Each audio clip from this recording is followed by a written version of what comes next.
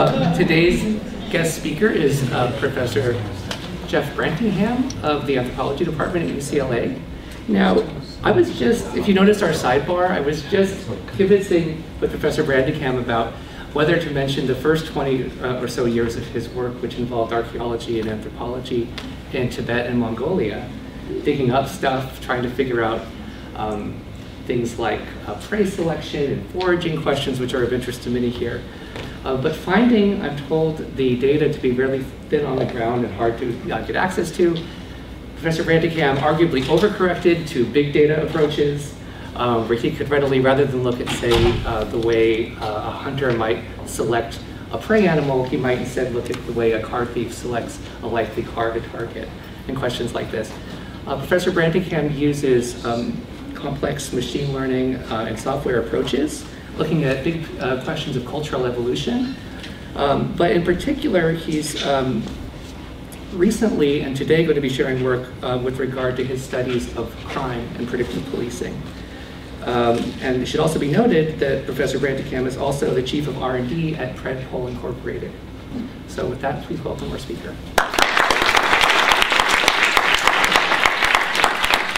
Thank you, Colin. Thank everybody here. It's actually nice to walk into a space where it's so interdisciplinary, right? And I think that really should be the future of science, right? That there is no one way, one domain that can be used to explain the world. We really need to collaborate with one another. So I spend a lot of my time collaborating with applied mathematicians, readily admitting that I understand what's going on with the heat equation, but I can't solve it, right?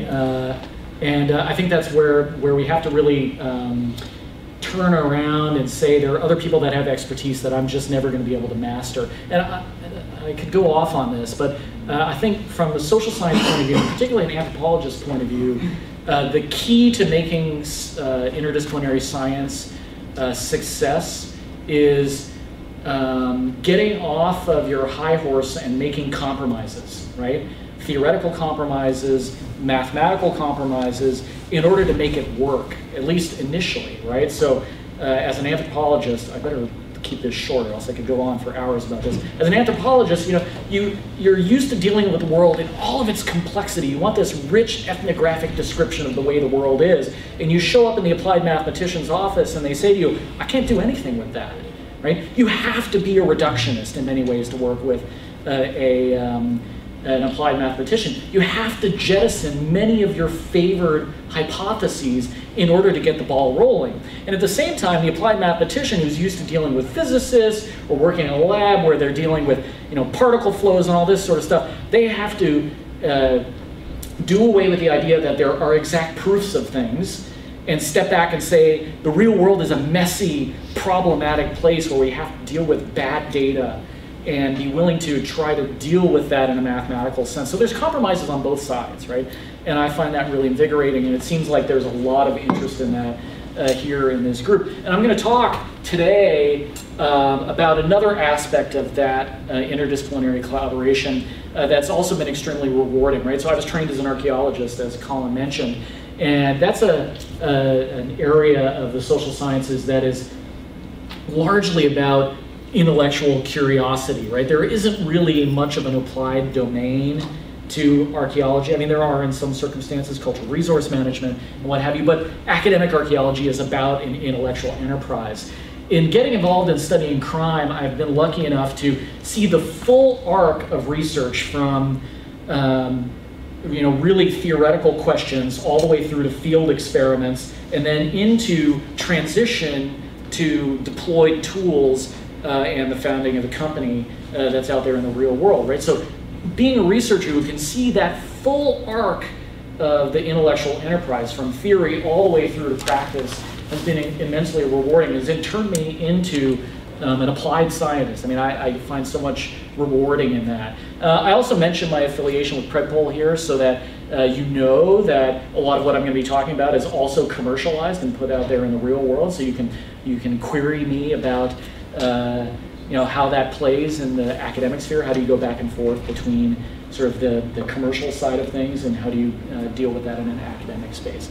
And so what I'm going to talk about today is predictive policing and a lot of the results that have come out of that over the past decade of work on this. But I thought what I'd do is start by talking about the academic research problem that started this all off, right? So if we go back to the mid-2000s and how I first got going with a bunch of applied mathematicians, this was the problem that we started with, right?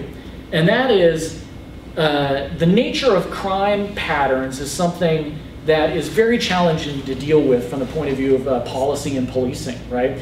Now, most of us, and I would say most police, have an impression of the way crime is more akin to what we see on the left-hand side here than what we see on the right-hand side. So the left-hand side is, this happens to be a map of gang crimes in an area of East LA called the Hollenbeck Policing Division. This is Boyle Heights, for any of you who know LA. And what you see here is sort of a perspective of the way crime is distributed across space that's known as sort of hotspots, right? And this, no matter where you go in Los Angeles or any city, probably here in Merced as well, there are going to be some places that have high concentration of crimes and other areas that have low concentration of crimes. And the way that people have thought about this over the long term is that, well, this sort of reflects our appreciation of the environment as bad neighborhood over here and good neighborhood over there. And in fact, this is data from 2006, but I guarantee you if we were to go and grab data from 2016 or 2018 and map it out, it would look very similar to this, right? The idea is that, the idea that we carry around is that sort of bad neighborhoods and good neighborhoods, where crime is and where it isn't, is sort of a stationary phenomenon, right? But the reality on the ground, particularly from the point of view of a police officer who's out there patrolling today, does not look like this. Yeah, they have an idea of, where things are rougher and where things are a little bit better, if you will. But what they see on a day-to-day basis is actually more like what's on the right-hand side there. That is, that hotspots appear, they spread, they disappear, and they pop up in other places in a way that seems very stochastic. And the way that police have been dealing with this for a very long time is to just chase yesterday's crime, right? So we think of policing often as being allocated in this way, that there's lots of police here and not very many police over there. But in reality, what's going on is that they come in and they say, where were my robberies yesterday? That's where I'm going to go. Where were my burglaries yesterday? Where am I going to go? It really is a case of tremendous uncertainty. In fact, a good way of thinking about this is the problem that police are confronted with today is a policing under conditions of uncertainty, right? Something that should be very familiar to you. And so what we started as, looking at as a group of researchers was to say, okay, yeah, maybe it looks quite stochastic, but can we actually understand why those hotspots are appearing, why they're spreading, and why they're disappearing on very short timescales? And if you can do that in a mathematical sense, build a model that describes the reaction diffusionary process associated with this, then you can start to say, well, how can we get out in front of where those hotspots are, right? Rather than just chasing where they were yesterday, can we get out in front of where they're going to be today, right? And you can imagine this for a whole series of problems. This could be disease outbreaks or anything like that. It's the same sort of idea that crime is spreading in a very complex, potentially quite stochastic way. Can you anticipate where those hotspots are going to appear? And so I'm going to talk about the process of how we approach that problem and where it ultimately ended up. And I'm going to do this through four sort of key questions, right? First of all, what is predictive policing? So I'm going to talk about some of the misconceptions about what it is and what it isn't, and I'm going to give you a typology about what is out there right now in terms of what goes into this broad label of predictive policing. And then I'm going to talk about the specific type of predictive policing I've worked on, which is called place-based predictive policing, and what goes into it, what doesn't go into it. And then I'm going to talk about, does it actually work? And here I'll outline for you a series of randomized controlled trials that we did in Los Angeles to try and assess whether or not algorithmic place-based prediction actually works under real-world conditions. And then I'm going to come back to the final question is it fair, right? Is this something that we want in our communities? And what's the basis of arguing in favor of using this in our particular community? So feel free to interrupt me anywhere along the line. I don't know what your norms are in this group, but if you want to interrupt me for either clarifying questions or even more substantive ones, please do. I treat it as a conversation. Okay, so the first question is, what is predictive policing? I guarantee if you go in and type this into Google, you're going to get a whole array of different websites and blogs talking about a range of different things that can be quite overwhelming, right? And there are lots of claims made about it. And I've sort of broken this down into two sorts of questions that help us really clarify what's going on with predictive policing. The first question is, what is it that you're trying to predict, right? And there are two broad classes of things here. You might be trying to predict who is going to commit a crime, or you might be trying to predict where and when a crime is likely to occur, right? So two very different things about what you're trying to predict. And then you can ask the question, what data are we using to do the prediction? On the one hand, we might use things that we would call risk factors, and we contrast those with things that are event history. So by risk factors, I mean any variable that you can think of that itself is not criminal. I think that's the key point here, right? So we can talk about the density of abandoned buildings, right?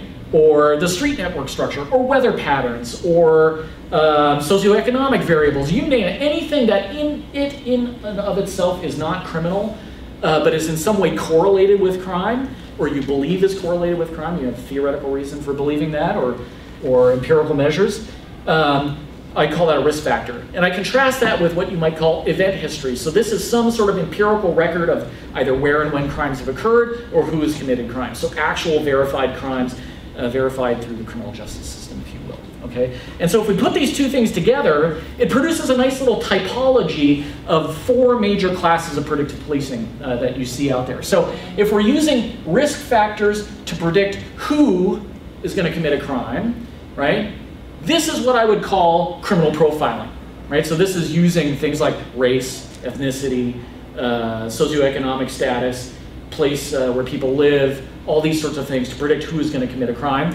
And this word criminal profiling is a lightning rod for good reason, right?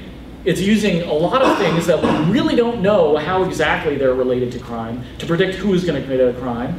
And then if you're engaging in some type of intervention on the basis of that, there's lots of reasons to be concerned about what's going on there. Okay. If you're using risk factors to predict where and when crime occurs, this is something that gets called among criminologists risk terrain modeling. Nice bit of jargon. But the basic idea is you're using things like street network structures, distribution of abandoned buildings, weather patterns, all these sorts of things to try and constrain where it is that crime is most likely to occur. I think one of the biggest challenges here is that there hasn't been sufficient work done on a lot of the relationships between those risk factors and the crime to really pin down what the mechanism is, right? If you're using event histories to predict who is going to commit a crime, I might call this intelligence-led forecasting. And this is actually being widely used and has been widely used for decades in bail decisions and in sentencing decisions all across the United States. So the simplest versions of these are essentially a checklist, right? Does this person have this offending history, and am I going to release them now or not, right? And people have been doing that since the 1920s, right? Now it's much more sophisticated, right? You've got a digital record, and they're using random forests or whatever it happens to be to predict whether or not this person is going to likely to go out and commit another crime, right? So that's being used quite extensively. And then the final one down here is using event histories to predict where and when crime is most likely to occur, and that's what I would call place-based prediction. So using information about where and when crime has occurred in the past to predict where and when it's going to occur in the future, right? And that's the domain that we've been working in exclusively, right? So when you hear predictive policing, you should be asking the question, are they talking about predicting people or place? And what type of data are they using? Are they using risk factors, or are they using event histories? Those are the two main questions that help you sort out what sorts of things are going on there. So I'm going to talk about the science behind place-based predictive policing. And the first and most important thing to recognize about what we've been doing, right, is that we are only looking at three pieces of information, right? What type of crime is it? Where did it occur? And when did it occur? That's it. right? So note all the things I didn't say here, right? Who are the offenders? What do they look like? What's the street network look like? What is the weather patterns? You know, any of all those other things that often get folded into discussions of predictive policing is not going into this. It is what type of crime, where did it occur, and when did it occur? And just as an aside, I sort of think of these events as distilling a lot of the complexity of the real world into a single event that you can then learn something about via machine learning methods, right? So that's a lot of what's going on in the background. Now, there's some practical reasons for thinking about using this data. First of all, these type of data are collected by virtually every police department around the globe, right? What, where, and when. It's the fundamental, you might even call it primitive data associated with policing, right? Oftentimes, you don't know who, you don't know why, you don't know any of the circumstances surrounding the crime, you just know what, where, and when, right? So if you want to do something along the lines of crime forecasting, using these data allows you to grab the largest collection of information that we know about, and we also know quite a bit about the biases and how they can potentially enter into those data. Unlike knowing who and why, we don't know a lot about the biases of how, you know, why police know about some of that information or not, right? And it's collected in what I would call near real time. Effectively, depending upon the size of the police department in many ways, as fast as the crime is happening, it ends up in databases so that you're not predicting, you're not using data that's 4 weeks old or 5 weeks old to predict what's going to happen today. You're using information from yesterday or 2 days ago. And again, it's based on the size of the department. Larger police departments have more support staff. They can get this information ingested and into data systems relatively quickly, like within hours typically, whereas a smaller police department that has no support staff, maybe it's done once a week, right? So it varies a little bit. But in effect, if you're using these data, you can do near real-time prediction because the data themselves are near real-time. If you're talking about information about why did somebody commit a crime, you might not know for months or years, if you ever know why somebody committed a crime. How relevant is that to what's happening today on the ground for today's hotspots? Very difficult to say. Okay, so just remember what, where, and when for crime being used to predict something about what, where, and when crime is going to happen today. So how do we do this? Well, there is a big machine learning component to it. There's a mechanistic model component to it as well. But there's also a broader sort of theoretical structure that, that we use to think about what drives crime patterns. Okay, so more on the theoretical side, right? What's driving crime patterns from the point of view of what police and criminologists understand about crime, and then the math side over there. So let's go through this quickly, right? And so what I've got here in this little diagram is few decades worth of criminological thought on what drives crime patterns, right? So there are really three things that produce crime hotspots. First of all, environments, right? Every single environment out there consists of a mixture of what we would call crime generators, right? And what's a crime generator? Well, it's a built-in feature of the environment that just sort of produces crimes at a set stochastic rate, right? And so if I tell you about some of these things, you'll go, oh, I get that, right? So for example, one of the #1 crime generators in any environment is your local high school, right? Why? Well, local high school is a high concentration of young men between the ages of 14 and 18, and what do we know about young men between the ages of 14 and 18? They get in trouble, right? And you're really not going to change the nature of a teenage boy, right?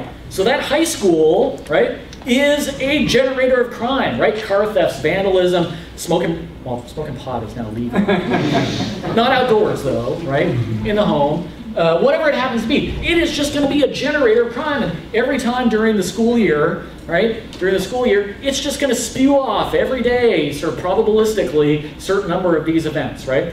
Another good example is a parking lot associated with a shopping mall, right? You know, maybe there's 500 parking spaces there, right? And every day there's 300 or 400 cars that are parked there. And guess what? The offenders know that that is a great place to go forage for cars to break into, right? They know that, right? And they can go back there day in, day out, and just break into those cars and steal whatever it is that you leave on your front seat, right? And have you ever seen the police motto, hide it, lock it, keep it, right? It really works, right? Because if you leave that thing on your front seat, eventually it's going to get stolen, right? Because if you go and park in that parking lot at the shopping mall, it is going to be a target for the offenders who know that that's a great place to go searching, right? So every city, every environment is a mixture of crime generators, big and small, right? Let's take a violent crime example, right? That neighborhood bar that hosts a bunch of rough guys, they know every Friday it's going to generate a bunch of assaults, and it's going to do it this Friday, it's going to do it this Saturday, it's going to do it next Friday, it's going to do it next Saturday, right? Because that bar is just a place that likes to bring in people who get rough, right? So these generators exist for both property crime and for violent crime, and every city is a mixture of these sorts of things. Now, just take a step back for a second. Imagine you're a police officer and you want to go out and patrol this afternoon, right? There are hundreds of crime generators to choose from. Which ones do you go to? Use your gut instinct, your experience. You know, how long have you been on the job? 3 weeks? Do you know where to go? These are all sorts of real-time decision-making challenges that confront police officers. And typically, I'll just say, most police officers will go to the top 3 places that they know to go to because they've been there before, right? But what about number 4, number 5, right? They often don't go there because they don't think of it as their first sort of choice, even though those places are actually crime generators in and of themselves. Okay, so that's number 1, environments, right? Number 2, I'd say these two things kind of go together, but let's talk about repeat victimization, right?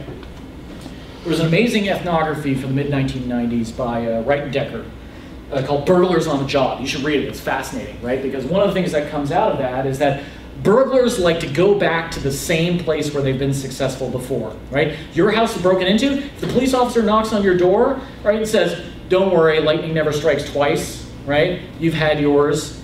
Don't believe them, right? Because if your house has been broken into today, the chance that it's broken into tomorrow, right, has just gone way, way up, right?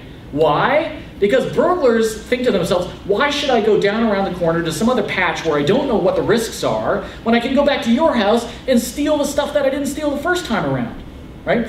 And you read this ethnography and they actually say that, right? Or they say, oh, I went to a party and I was flush with cash and I brought a bunch of weed or whatever it was, and my friend says, oh, how come you're so flush? And I say, oh, I went down to that house down there and I broke into it. It was super easy. Here's how I went in. They go, damn, that was easy. I'm going to go do that social transmission of criminal opportunity. Boom, right there.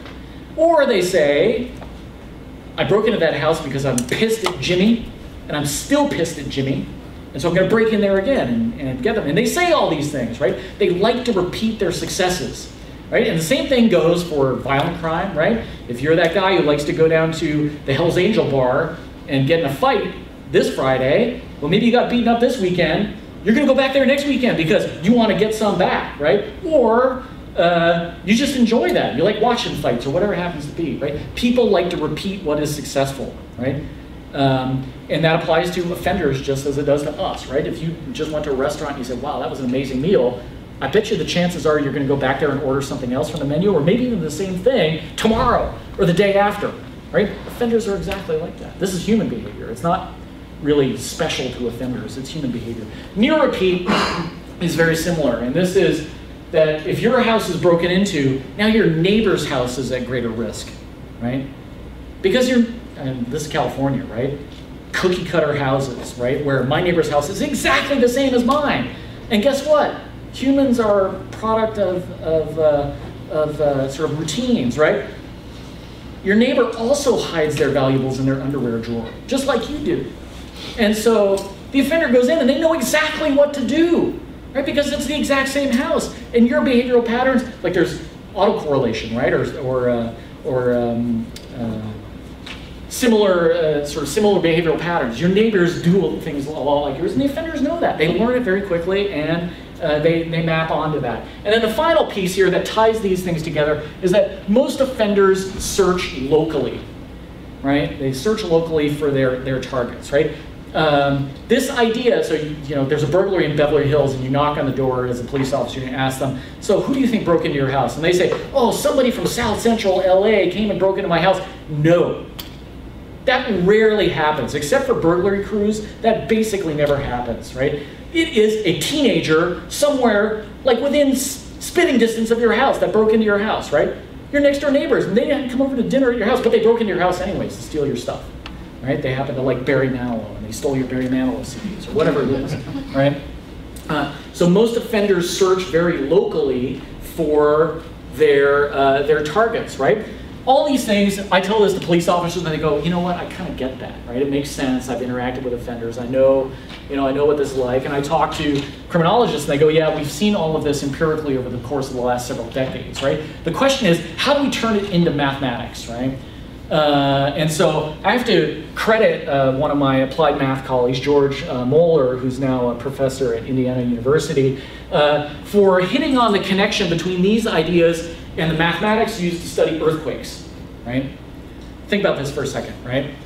An earthquake happens. It can have two possible causes. On the one hand, it can be a quake that just happened sort of spontaneously, right?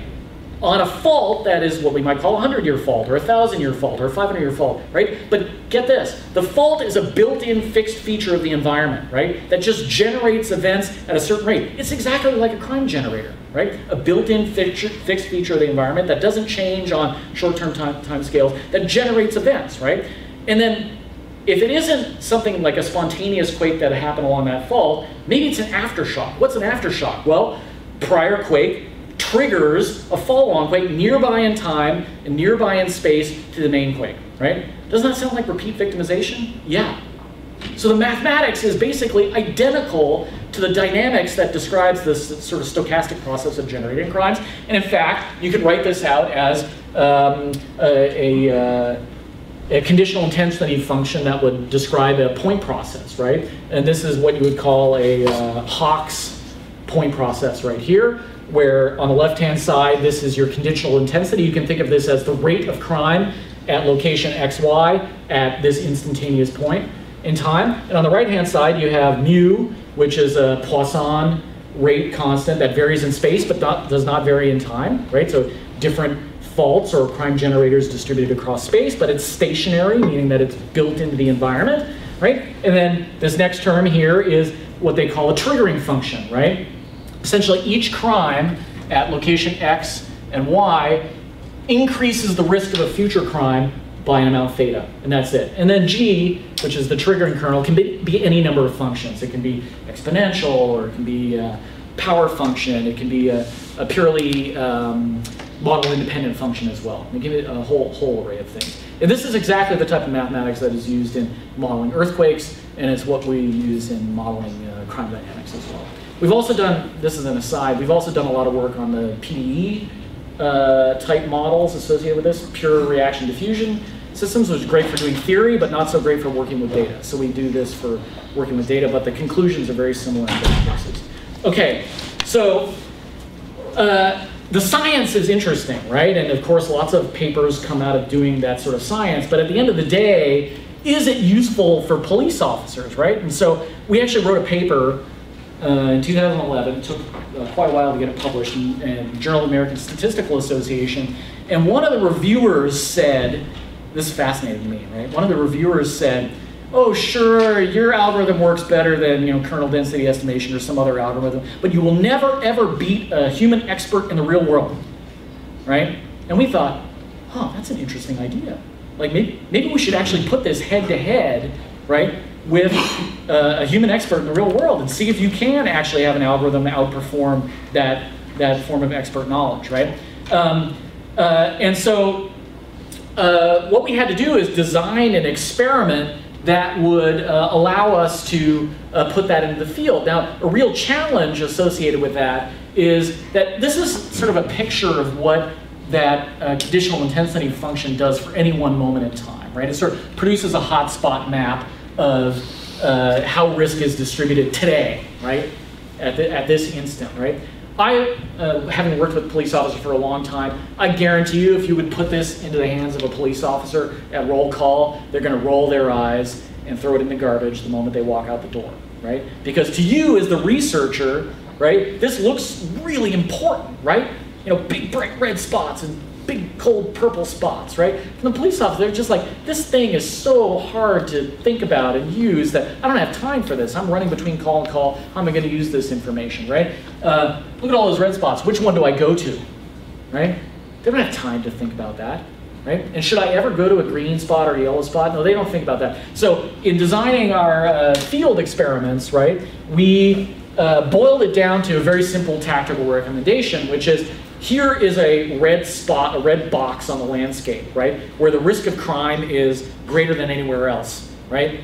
That's the place you should target with your efforts if you have the time to do so, right? So this is one of those things where you might think about the role of compromise in designing something that works in the real world, right? Because even though this might have much more scientifically valuable information in it, it's not usable in a real world setting.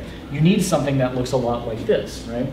I'm going to skip over this and move straight on to the experimental protocol about this. So how do we actually design an experiment to test whether that algorithmic prediction actually works in the field better than best practice? So here's what we did, right? Every day, you had the algorithmic structure, the machine learning pieces, generate a series of predictions.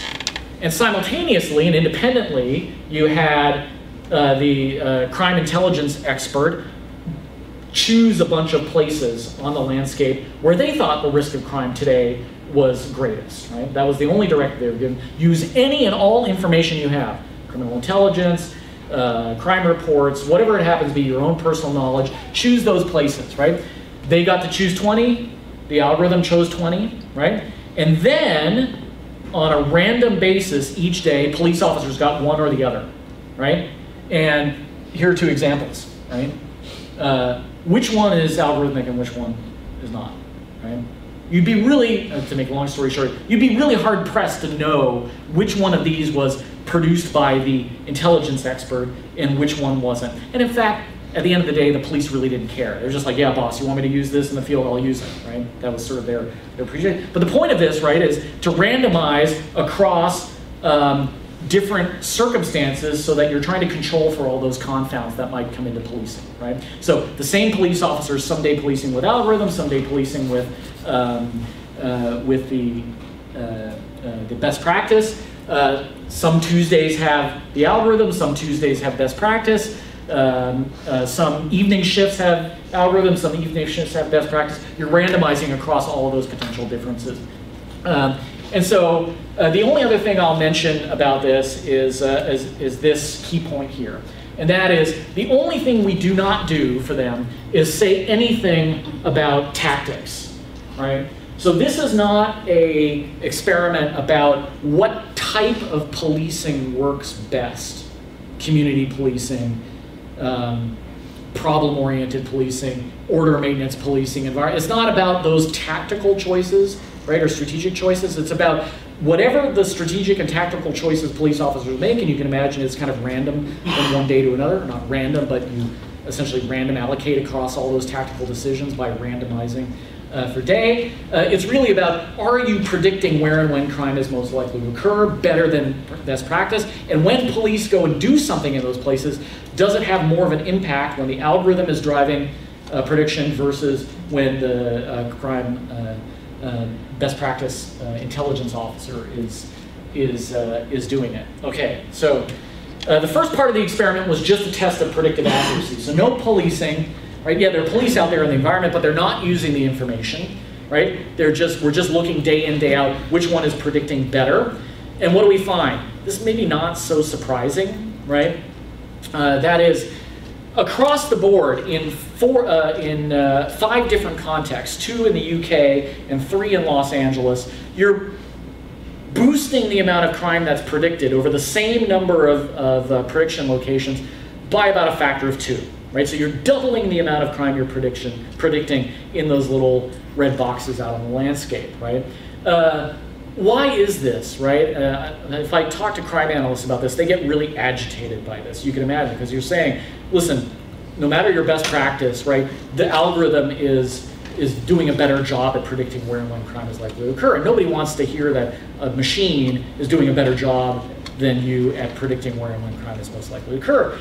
The advantage here is one that we should all know from the point of view of machines dealing with large amounts of data, right? A police officer or a crime analyst can look at a week's worth of data and come up with a reasonable set of hypotheses about what's going on with risk, right? But what about looking at a month's worth of data, or 2 months worth of data, or a year worth of data, or 5 years worth of data, right? It is extremely difficult for them to be able to process the patterns that are involved in both the long-term structural features of the environment and the short-term dynamic features. And ultimately what the algorithm is doing is better balancing both those long-term and short-term components of what drives risk today in a way that the human brain just can't sort of manage, right? Yes? Just a quick clarification. Yeah. Is this one poor beset criminal analyst or like a panel of them in LA? And yeah, so it was a series of crime analysts, one for each of these divisions. One, right? okay. Yeah, one for each of these divisions. So we weren't trying to, I mean, they may have been, we didn't sit down with them ethnographically and watch their process per se, although we can say that in LA in particular, they behave very much like kernel density estimation. In fact, if you compare them to KDE on the crime patterns, you can't tell the difference between the crime analysts and KDE. Effectively, they're doing hotspot policing. They look for where the greatest concentrations were yesterday, and that's where they put their predictions, right? But whether or not you could do some sort of crowd averaging and you'd end up with better predictions, I don't know. That's a good point. I've thought about that, but if you could crowdsource crime, and you pay people for it, but then you might be paying them to go commit crimes, which would be problematic, I think. These folks over here in the UK, they don't do hotspot policing, they do intelligence-led policing, which means effectively they're only really interested in places where they know Johnny Burglar lives, and that's where they put their predictions. They're very much focused on individuals, but across the board, you're boosting predictive accuracy over what is a very labor-intensive process to a great degree. Okay, so then we put those predictions into the field. Right, so randomly each day, police officers would get one or other of these things. And you ask the question over the course of, this was 21 months worth of experimentation, how well did it do? The place-based algorithmic method, not only is it predicting twice as much crime, but it's preventing twice as much crime. That is, crime was 2.1 times lower when they were using the algorithmically driven predictions on the street than when they were using the best practice, right? And that right there is, I mean, this is like an average treatment effect comparison, right? That you've got control conditions and treatment conditions, and you're looking at that average treatment effect. Yes, sir? Quick question. So, how are you proposing that they reduce crime? Because these are matters of reports of incidents, right? Yeah, that's right. And police being on site, is that supposed to have lowered that incident? That's right. You're creating a deterrent effect. Okay. So the mechanism, so key point, we don't exactly know what the mechanism is, right? Because you can't observe that mechanism directly, but the idea is one of a deterrent effect. So here's the idea in an intuitive way, right? Think of these places, these hotspots, if you will, as the cherry patch of an offender, right? And we know because they search locally, they have particular places that they like to go and hunt for targets, right? So a police officer shows up at 10:32, right? Guy looks out of his window and goes, whoa, wait a second, I haven't seen a cop here in a while. What are they doing right here, right? And then police officer spends 4 or 5 minutes there, they go away, they come back an hour and 37 minutes later, some random interval of time later. And now the guy is like, wait a second, are they looking for me, right? Or, you know, what's going on? Why are they coming back to this exact spot again? And that is enough, this is the hypothesis, right? That's enough to put sort of a crimp in their foraging behavior for that day. And if you do that enough, right, you're showing up in the cherry patch of a bunch of different offenders. It's not like you're stopping them from committing crimes, right? But you're shaving off the opportunities in such a way that over the course of the medium term, you're removing crimes from the system. That's the hypothesis, at least. But it's very hard to directly observe that. But just in the same way that it's very hard to directly observe, how is that drug impacting the immune system or whatever? You can't directly observe that interaction. It's really about the ATE, the average treatment effect, between control and treatment that allows you to make that inference. Right? So is that reducing crime or just displacing? Fantastic question. There's good evidence that it's not displacement, and not just from our studies, but from a lot of other studies that, and you can think about this intuitively, right? If you take away the cherry patch from that offender, the place down around the corner is just not quite as good for them, right? Okay, so let's take an extreme case, right? Somebody who has a meth habit. We know in LA that a lot of people who are breaking into cars to steal property are supporting a meth habit, right? Or some other drug habit. In stopping them from breaking into that car today, you're not solving their dependency, right? So eventually they will go commit a crime, but you're just shaving off the opportunities, right? In such a way that maybe over the course of a month-long period, they've committed only 15 crimes as opposed to 30, or 15 as opposed to 22, or something like that. So it's an incremental thing. But oftentimes people will turn around and say, well, if you're not solving their meth dependency, it's of no value. I don't agree, right? You need to do both, right? You need to try and deal with the meth dependency, and you need to try and prevent the crimes that are happening today. You need to do both. They're not mutually exclusive problems, right? They're often portrayed in public policy settings as, well, if you do one, you can't do the other. No, we have to do both, right? You have to try and prevent opioid overdoses, as well as trying to deal with addiction, right? You got to try and do both simultaneously. So that's the crime reduction picture. So let's turn to the final question, right? And that is one that's seen a lot of attention over the past year or so, and that is place-based predictive policing fair? And actually, let me just take a step back and say, is predictive policing fair? I think if you go and read a lot of the literature, and especially the blogs out there, they're conflating all four types of predictive policing, right? In many ways, right? So there are big differences between predicting who is going to commit a crime and predicting where and when crime is most likely to occur. There are big differences in terms of the implications for communities and implications for people who might run afoul of the legal system, right? And we need to pay attention to all those things, and we need to pay attention to not conflating them, right? That doesn't do service to anybody to conflate those different things. Now, I would argue that place-based predictive policing has fewer ethical challenges associated with it, but not no ethical challenges, right? I get random emails that say, policing place is the same as policing race, which is true in many ways, because communities are distributed in ways that there's a lot of segregation going on, right? And here's a good example of this, actually. So I just went and pulled some calls for service for Los Angeles for two different types of calls, right? And on the left-hand side here, you see the distribution. This is over the course of the last 11 years, 2008 to 2018, of calls to the police for shots fired, right? So this is somebody calling the police saying, I just heard shots fired, come and do something about this, right? And if you know something about Los Angeles, you'll know that this is not, well, there are two things that are interesting about this. One is that there's no place in Los Angeles that's immune to shots fired. And I can tell you personally, I had a car-to-car shooting on my street in Culver City, right? You know, West Los Angeles, two cars driving down, somebody in an Audi and somebody in a minivan, the guy in the minivan with a gun shooting at the other on my street while I'm walking the dog, right? And so no place in Los Angeles is immune from something like this over the course of an 11-year period, right? But if you know something about Los Angeles, the distribution is unfortunately correlated with race in ways that raise problems from the point of view of how you allocate resources across space, right? This is South Los Angeles right here, which is a black and brown portion of the city in particular. This is West LA in the Palisades of the Valley, right? Similarly, if you look over on the right-hand side here, this is calls about loud party, right?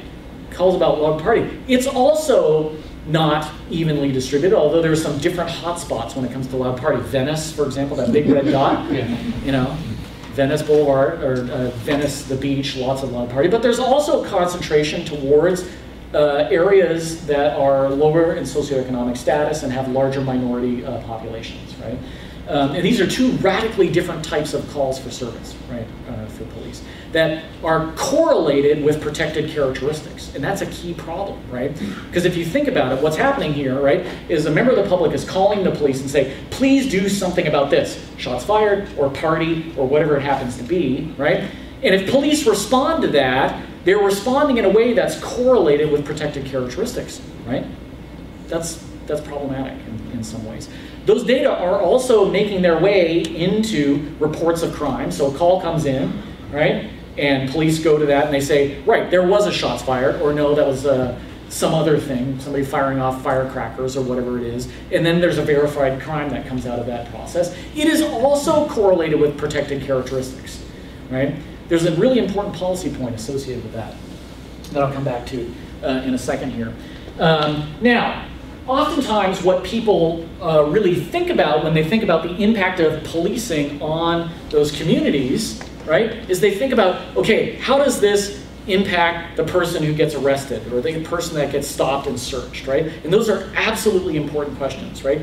And we need to know that those things are being, those interactions are being carried out in fair and just ways, right? But what's often forgotten about in those equations are the victims themselves, right?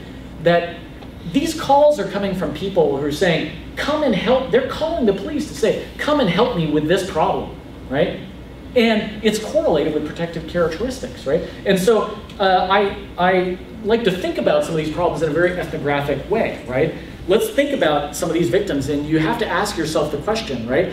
If can you deny the victims the call for service, right? Can you deny them police coming into that environment to help them out with their problem? And here's one example that's just heartbreaking. This is one street corner in South Los Angeles. This is from an LA Times story, just so you can search it out yourself, where 4 people were killed and effectively, within a couple hundred feet of one another over the course of like just a year and a little bit, right? And I mean, it's just heartbreaking to hear these stories, and so I just pulled this video off. I seen the young man kill my Tony in cold blood. Walked right in front of him and shot him. Straight shot, cold blood.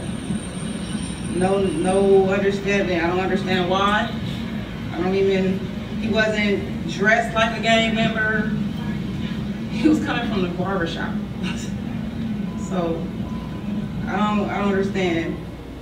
So one of the you hear stories like that, right? And I work with an ethnographer at UCLA who talks to victims and families of crime. You have to ask yourself the question: do we have some sort of obligation to use data to try and help potential victims like this person right here, right? I mean, do we have an obligation to do this? I think if you were thinking about a medical sort of problem, you say, should we be using data to help try and improve treatment for people who have different ailments? The answer would be absolutely yes. I think we have to think about how it is that these algorithmic processes can also help these sorts of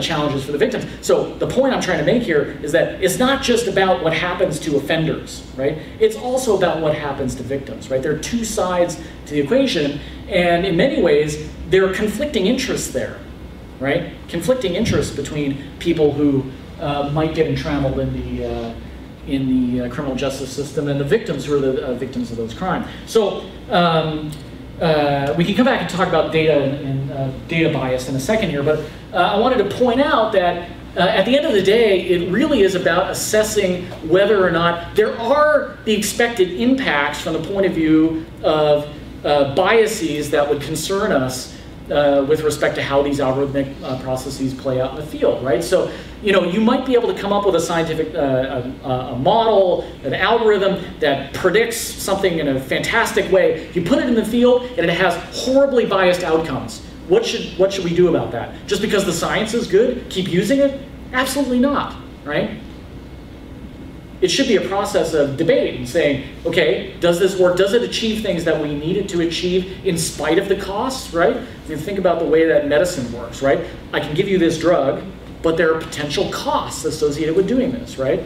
There are all sorts of trade-offs involved in medicine in that way. And the same thing goes here. So this is the counterpart that goes along with that randomized controlled study, randomized controlled trial, where we went back and we looked at 4 predictions under the case of the control and treatment. So best practice, crime analysts versus the algorithmic methods. Were there biases in who was arrested in those prediction areas, right? In those prediction areas. And the answer to the question is no, right? So yes, arrests actually did go up under conditions of predictive policing, right? They were higher, but you might argue that that was because it was targeting better where crime was actually occurring. But when you compare, were there more arrests of African-American individuals compared under treatment and control conditions? The answer is no. There's no statistical difference whatsoever. Hispanic, Latino populations, no statistical difference. White or other, no statistical difference. So in this sense, right, you're saying that even though we're thinking about are there potential biased effects on protected characteristics in terms of arrest, we don't actually measure any under those circumstances, right?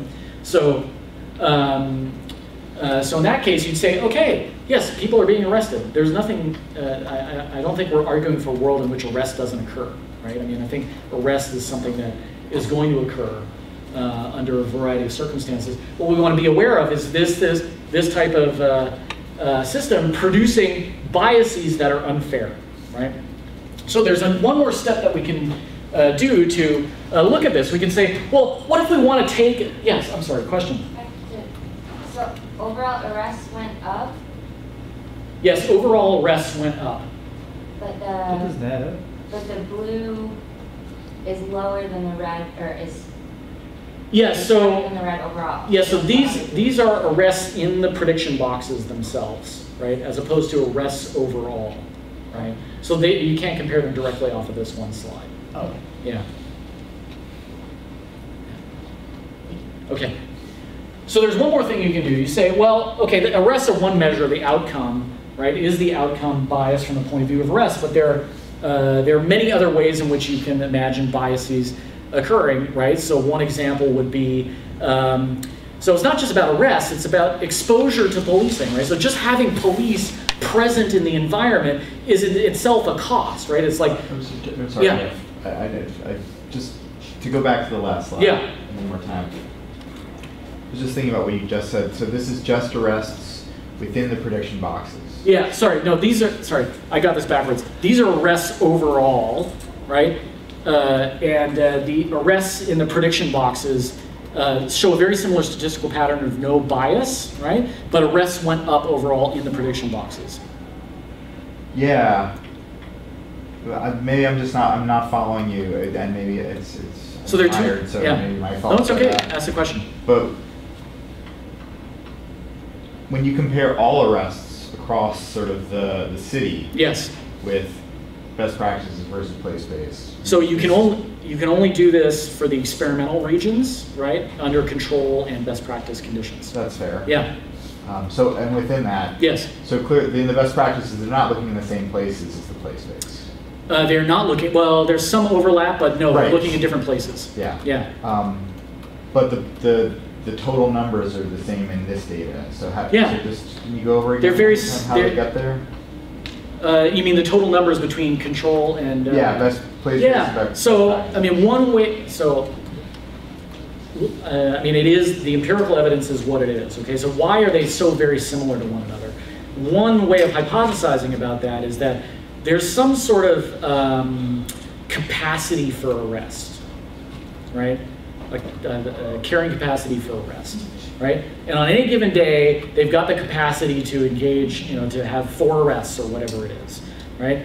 And the question is just now, how is that arrest capacity being allocated across the city? That's one possible explanation, right? You can argue that the prediction boxes, whether it's algorithmic or not, are allocating that arrest differently across space, right? And then the question becomes, is it biased racially under those different allocation procedures? And the answer is no. Does that make sense? I mean, but that's a hypothesis about why the numbers are very similar to one another. I think so, but you can go on. Okay. Okay, there are two other questions. You were first, yeah. Just a quick question about that. So I think you mentioned that in this case that there was not very much or no bias in the play space.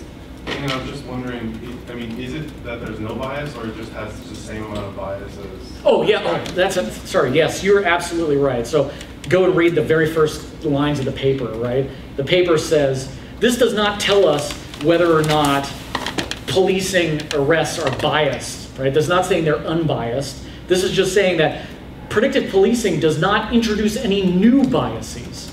And that's a critical point. You're absolutely right about that. The arrests themselves could be fundamentally biased in of themselves, but the experiment itself doesn't answer one way or the other whether that's true. So great point. Thanks for clarifying that. Yeah. Yes, sir. Instead of thinking of it as arrest capacities, it might be a bit of a polemic, but could we think of it as arrest quotas? Yeah, it could be arrest quotas too, although as far as I know, within Los Angeles, there are not official arrest quotas, right? I mean, we know of some police departments where that has happened. In this particular case, I don't think that's the case, but yeah, I mean, that's another hypothesis that's consistent with the data. Yeah, that's right. So arrests are one metric, but you can imagine all sorts of other metrics to ask, is policing fair? Is predictive policing fair or not? And it turns out that you can build those policy questions directly into the algorithmic methods, right? So you don't need to wait for the outcome to assess whether you're going to have these sorts of impacts.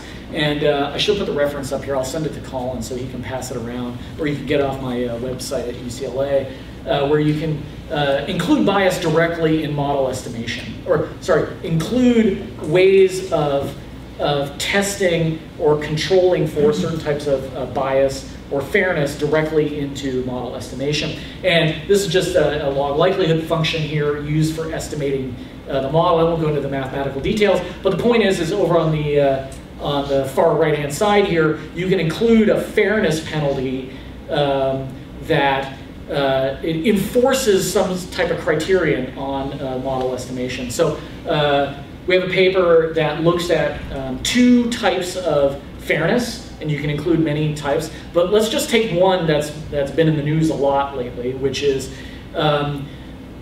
policing fairly allocated according to the demographic proportions of the population, right?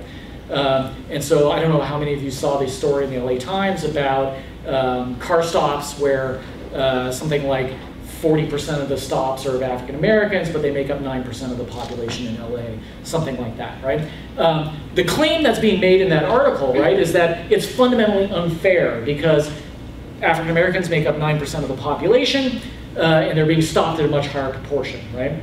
Well, let's assume that we want to impose a penalty that says you have to police according to demographic proportions, right? And you can do that through including a fairness penalty directly in the model estimation. So what does this do? It goes through and effectively looks at crime as it's being reported, and then it asks the question, can I choose the places where the risk of crime is greatest, where I predict crime to occur, while controlling for demographic parity, right? In another case, I'll just mention quickly, you can do the same thing for, let's say, something like clearance rates, the arrests per crime. So you can think of another critique that often comes about with policing is that some communities are under-policed and other communities are over-policed. You can think of that as sort of related to the ratio of arrests per crime, right? If you are in a population where the arrests per crime are below the population mean, right, then you're being under-policed with respect to arrests per crime. If you have more arrests per crime relative to the population mean, then you are being over-policed. Well, we can impose a penalty that says, let's try and choose the places that are riskiest while making sure everybody is being exposed to the same sort of clearance rate, if you will, right? And you can do this, right? paper you can grab off my website. This is what you call the unconstrained model. So just delete that last term there in the model estimation. So you're just dealing with sort of the standard model that runs only off of crime data. Here is, so this would be the policing of Black and Hispanic communities under that standard model, right? If you impose the fairness penalty, you can allocate predictions across the city in a way that makes sure everybody gets effectively the policing as a proportion of the population, right?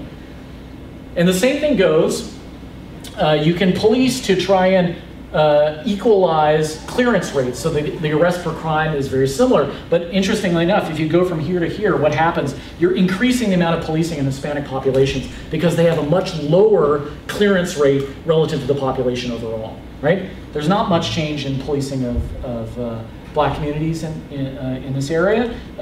You'd have to increase policing of Hispanic communities dramatically to try and equalize those clearance rates. Now, as with many things, right, there are trade-offs involved here. So over on the right-hand side here, what you see is the impact on predictive accuracy, right? How many the percentage of crimes that you're predicting in moving from the unconstrained model to the demographic parity model to the clearance rate model. And so going from unconstrained to demographic parity, you're predicting about 10% less crime. And going from unconstrained to the clearance rate model, you're predicting about, what, 26% less crime. Now, what I would argue is that it's really a policy choice whether you want to make those trade-offs, right? So are you willing to sacrifice 10% less predictive accuracy? So let's just assume that all of those crimes that you predicted you could prevent, right? So you're essentially adding 10% more crime to the environment. It's not like that, right? Maybe shaving 7% or 6% or something like that. But let's just assume that's the case. Are you willing to trade 10% more crime for demographic parity, right? It's a policy choice. It's not a scientific choice per se. You can build the policy choice directly into the algorithmic methods. It's really up to society at large, however that debate wants to move forward, to decide this is the way we want to use this, right? And similarly, for going with clearance rate or any other type of policy choice you want to try and implement here, you can do it, right? But then you've got to turn it around and say to society at large, how do you want this to work, right? And those are tough challenges because I guarantee you that, sure, some people are going to say, yeah, this is a good idea, right? That it's going to fairly allocate police. But then you talk to the woman whose husband was shot, right? And you say, I'm sorry, we're going to be removing police from your environment because if we want to achieve demographic parity, we can't have as many police here as would be the case under those circumstances, right? We're going to allocate it fairly across demographic groups. And I don't know that everybody would agree to that. I mean, I think it's a huge challenge, right? Yes? Does this treat all crime the same? Like the person who threw an egg at my car and the person who shot somebody? This is only looking at aggravated assaults.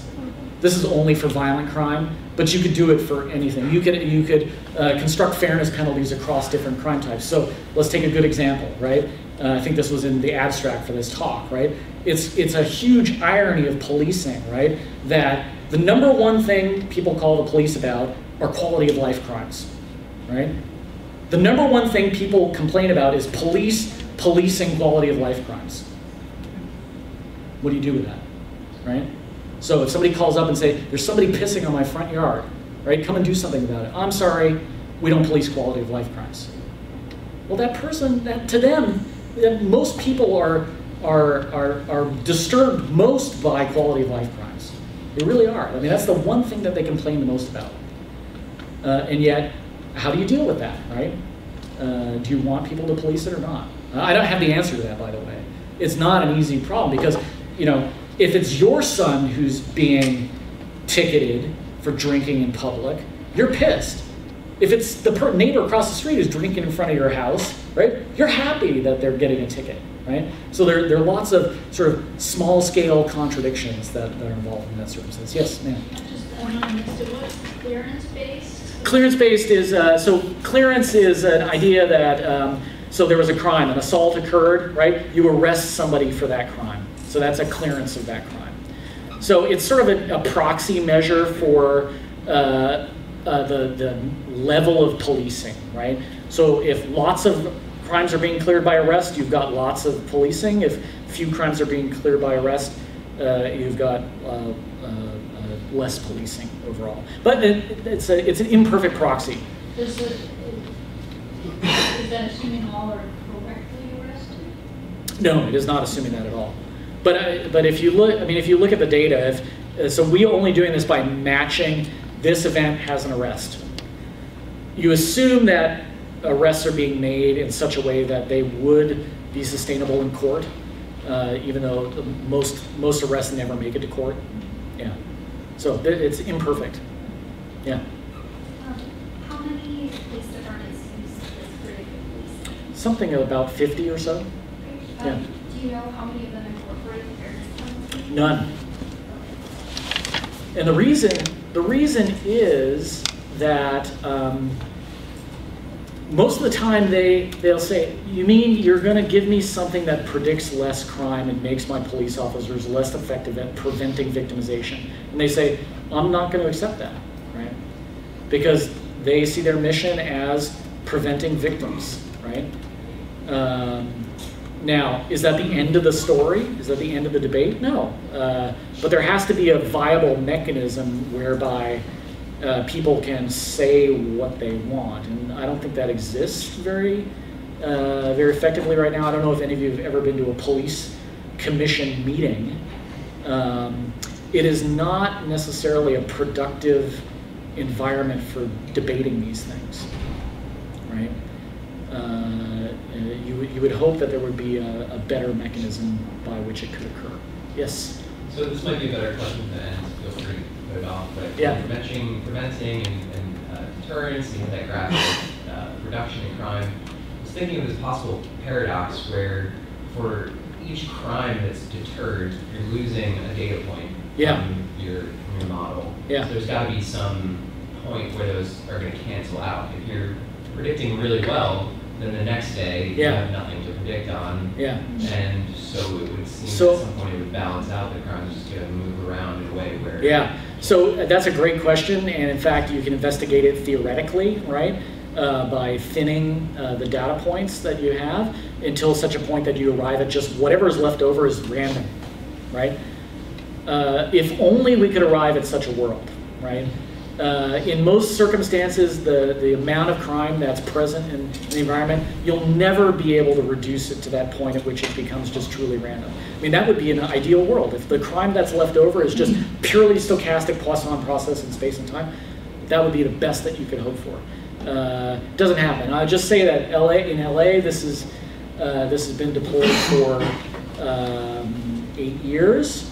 It's just as predictively accurate today as it was back when it was first deployed, right?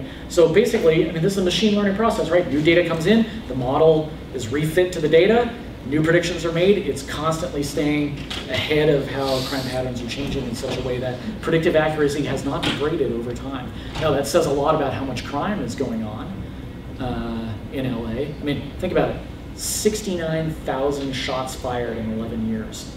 That's a lot, right? On average, about 15,000 cars stolen a year in LA. Yes, sir. So actually, the question I've been holding on for a while is kind of following up Ben's question nicely. Yeah. So what you were saying a second ago is that, like, you know, if only we could arrive at such a world where the crime and stuff would be random, right? And it seems like maybe the crime and stuff wouldn't be random, but that maybe this method would be the best way to explain it anymore. So it seems to me that maybe, like, with something like this is really good for highly dense urban areas where crime works like that. And I was wondering if there's other models, or if you could test it to see if this works as equally well in rural areas or something like that, where maybe crime doesn't have as many like crime generators in the environment or something like that. That's a great question. So the tests that were done in the UK were done in a much more rural setting, very few urban environments. And guess what? Crime is more predictable in rural settings. Mm-hmm. And here's an intuitive way of understanding why that is, right? Today, in the urban setting, Johnny Burglar opens the door and they go left. Tomorrow they open the door and they go straight. The day after they open the door and they go that way, right? In a rural setting, they go out their front door and they go left. And tomorrow they go out their front door and they go left.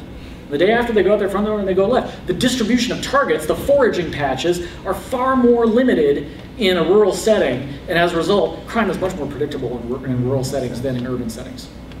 Yeah. The same thing goes for different types of crime. So I could pose this as a question. What is the most predictable of all the serious crimes? What do you think? Robbery. Was that? Robbery. Yeah, why did you know that? I have no idea. That was great. Hey, you stole my thunder. Yes, it's robbery. Robbery is the most predictable of all crimes. In virtually every environment we've looked at, robbery is the most predictable of all crimes, right?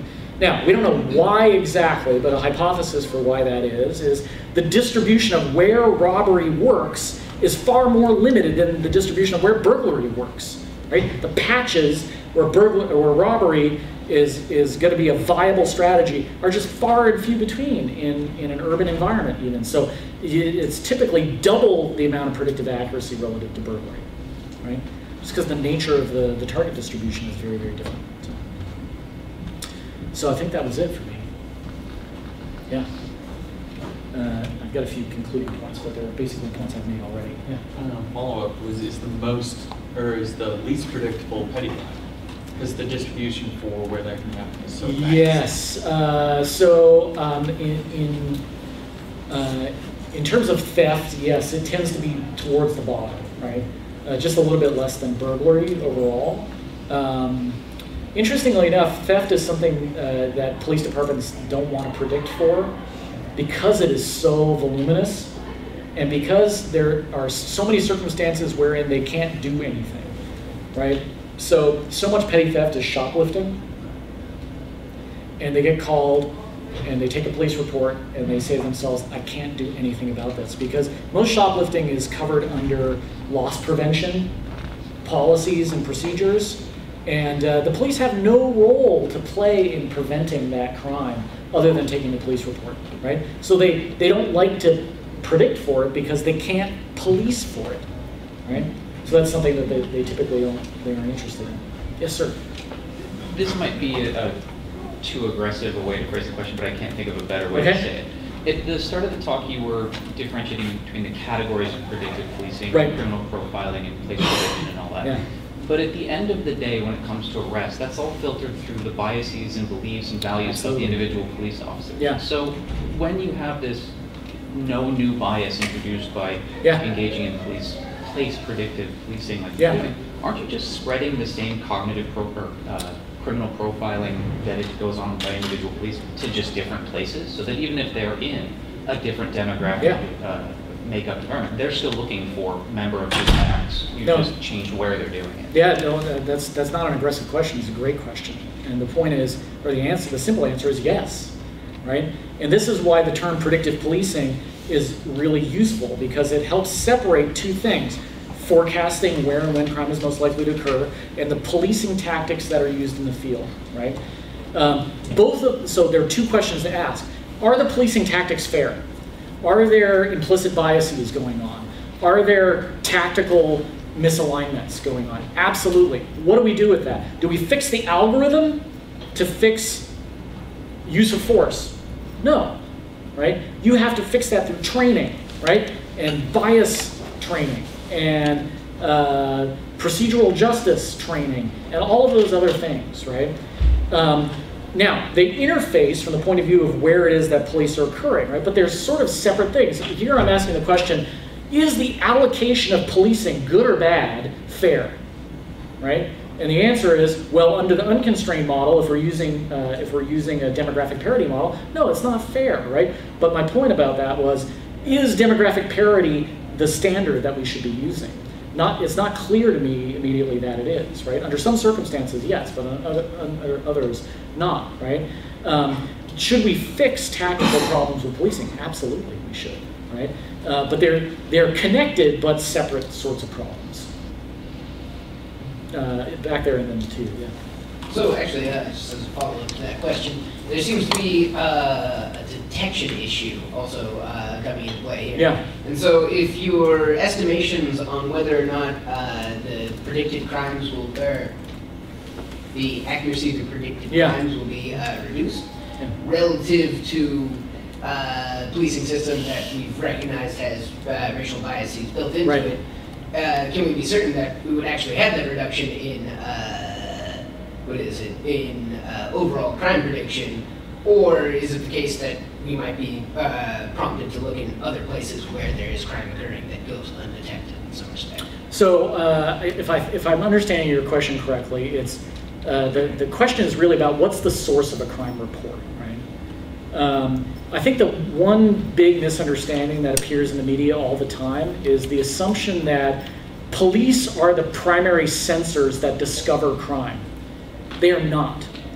For the vast majority of crimes, take away narcotics and take away moving traffic violations, exclude those, the vast majority of other crimes, the police do not know about it unless the public calls them, right?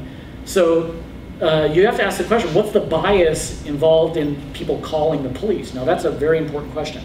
But there's some interesting observations that have been compiled over the years about that. Okay, number one, the underreporting bias for crime has been basically stable since we started measuring it. Started measuring crime victimization surveys back in the early 1970s, like 1972, thereabouts, right? Burglary, about 40% of burglaries are ever reported. That was true in 1972, and it's true today. What's amazing about that is think about how much has changed in the world in the past 50 years, or thereabouts, right? So there's something about crime is always underreported.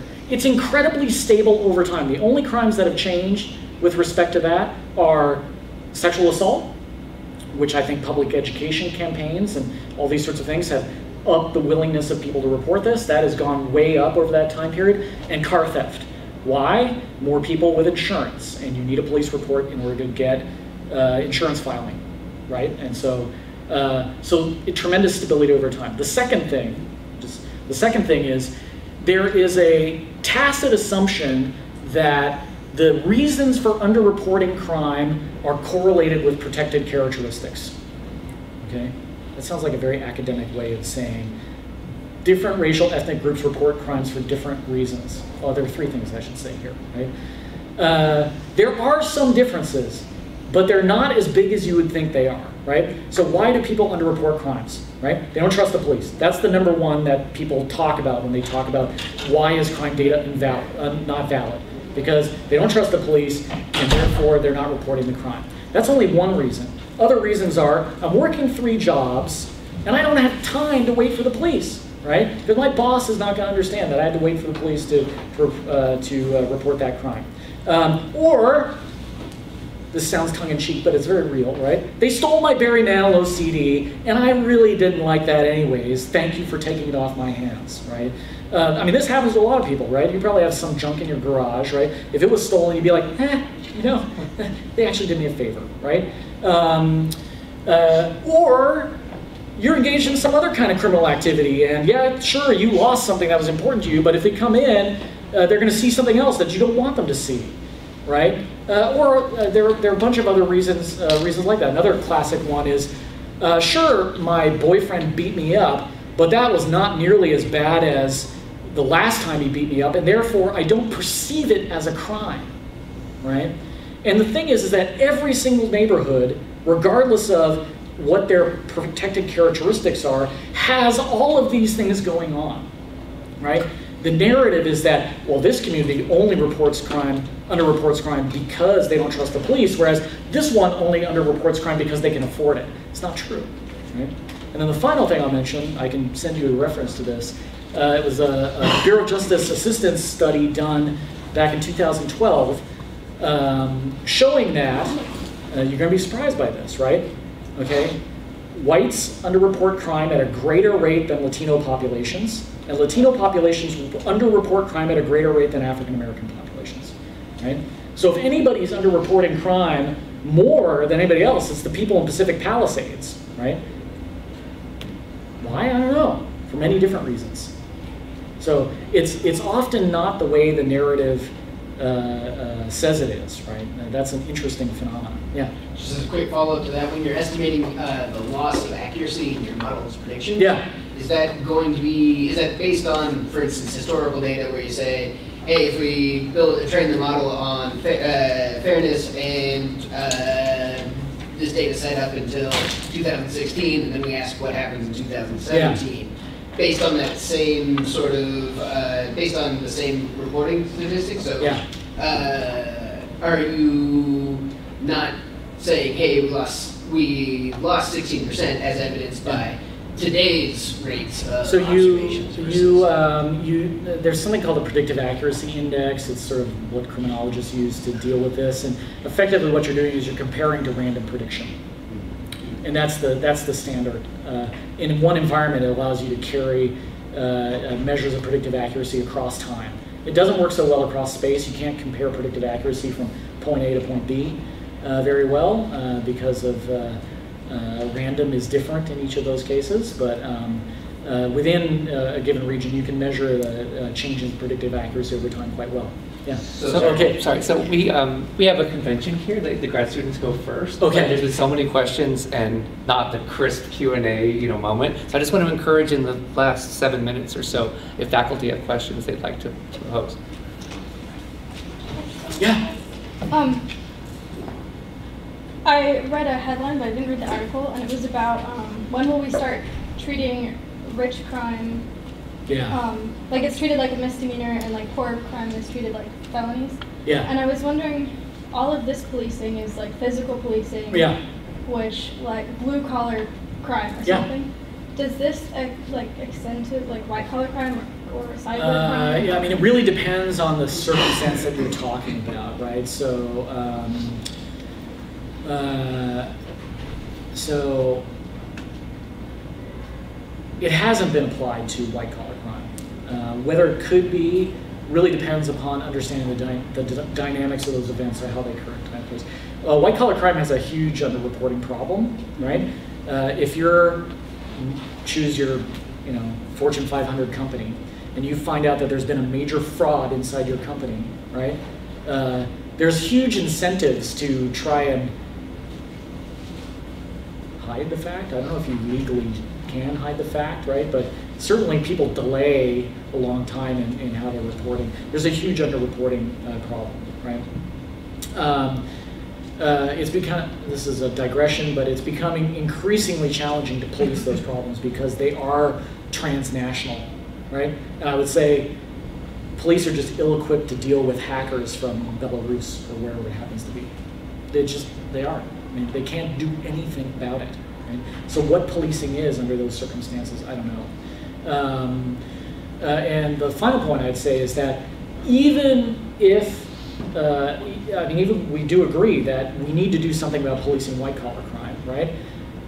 Blue collar crime, if you want to call it that, is still going to be there, right? So it's not like you can say to the woman whose husband was shot, I'm sorry, we're now focusing on white collar crime and we can't come and help you under those circumstances. You need to do both, right? The idea that that these are mutually exclusive or a zero-sum game is problematic, right? We need to try and do both, right? But I would say that law enforcement is seriously behind in trying to figure out what to do about white collar crime, both because it's hard to detect, right? It's hard to trace, right? And then it's ultimately hard to police, right?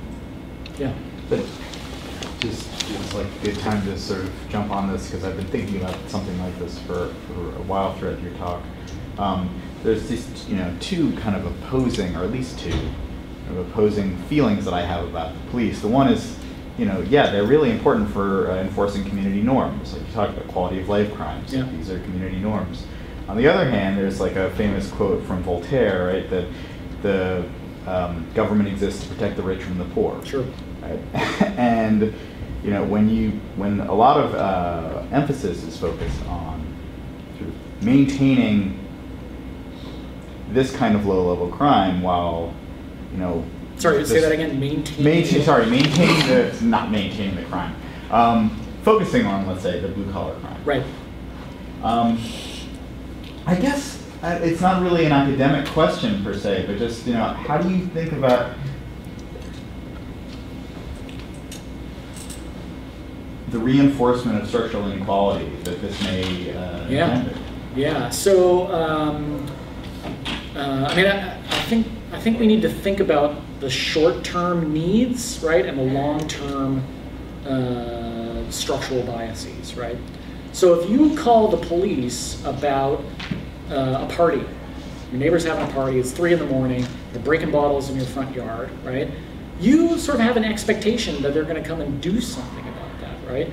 And I think we have a very challenging question to answer. Do you as a police officer have an ethical duty to respond to that, right? Or should you be building some sort of fairness measure with respect to structural biases into that, right? It's not immediately clear to me how not going and dealing with the person who's breaking bottles in your front yard is going to fix structural inequalities, right? But to some people that is part of the argument, right? So police like a problem at a higher level of organization than maybe a police department. Yeah, oh, absolutely. I think of the structural biases as being a society-wide problem. The police are a component of that, absolutely. And don't get me wrong, the history of policing and reinforcing structural biases is not a pleasant one, right? But what that argues to me is not doing away with policing, nor doing away with data. It's actually more an argument that we should be using more data to look at more accountability in policing, right? Better use of data can lead to better accountability in the same way it does in medicine and education, right? Does this mean that we should, well, police are blamed for a lot of stuff, right? But a lot of the issues of structural inequality are a society-wide problem, right? Everything from hiring to availability of quality food or what have you. Many of those things are beyond the immediate control of police. So I'll just give you an example, right? Police get, back to the drug dependency argument, right? If you were to walk into a roll call of police officers who have to go out on the street today for the next 12 hours and you were to say to them, your job today is to solve meth dependency. They're going to go, right, how am I supposed to do that? You haven't given me any tools to deal with that particular problem, right? The tools I have are far more limited in scope than dealing with that particular problem, right? And that is the way it is with a lot of issues of structural inequality. It's not something that's necessarily completely within the quiver of police departments to deal with. Yeah. And with that, we'll have to leave it there. However, for those of you who are attending the social this evening and you have further ideas or questions you would like to pose, Professor Brantingham has been kind enough to agree to join the party, so there will be tacos and further debate. But with that, let us thank our guests. Thank you.